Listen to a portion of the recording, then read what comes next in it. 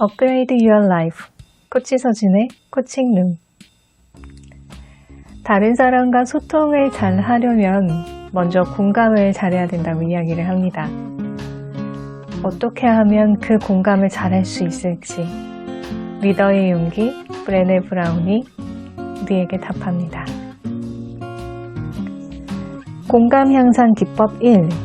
타인의 입장에서 세상을 본다. 우리는 각자 고유한 렌즈를 통해 세상을 본다. 그 렌즈는 개개인의 정체성과 방대한 경험이 집약된 것이다.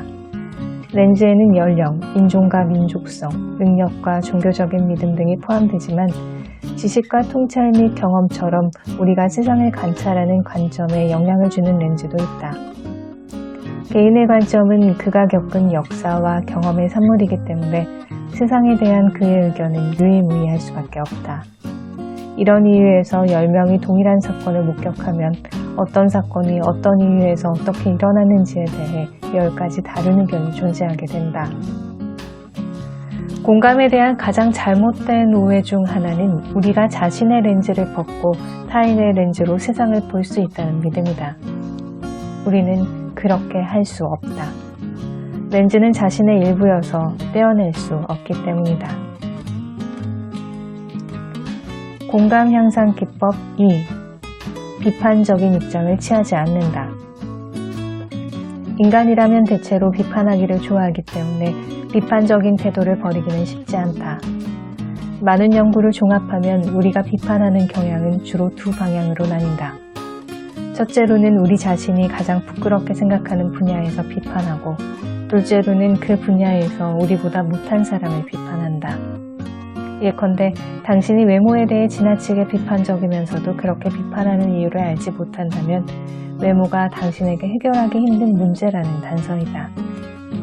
비판은 수치심으로 연결되어 악순환으로 발전할 수 있기 때문에 자신이 어떤 분야에서 비판적인지 찾아내는 게 중요하다.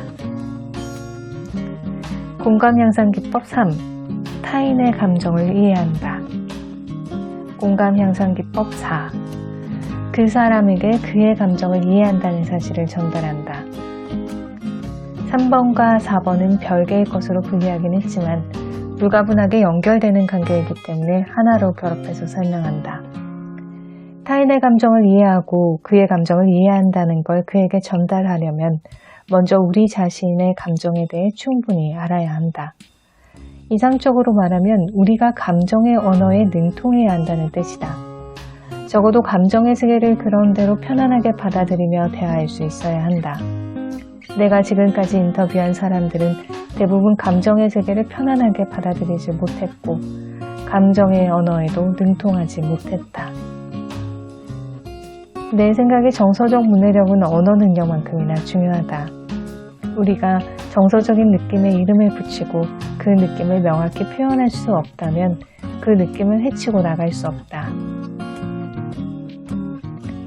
공감 향상 기법 5. 마음 챙김. 마음 챙김은 크리스핀 네프에서 빌려온 것이다.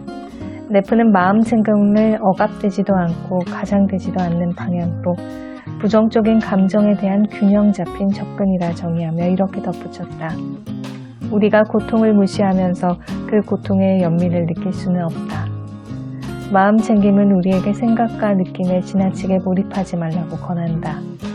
그래야 우리가 부정적인 반응에 사로잡히고 휩쓸리지 않기 때문이다.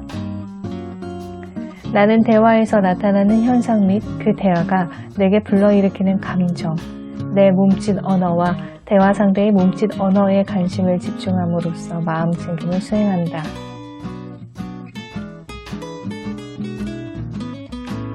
코치서진이 질문합니다.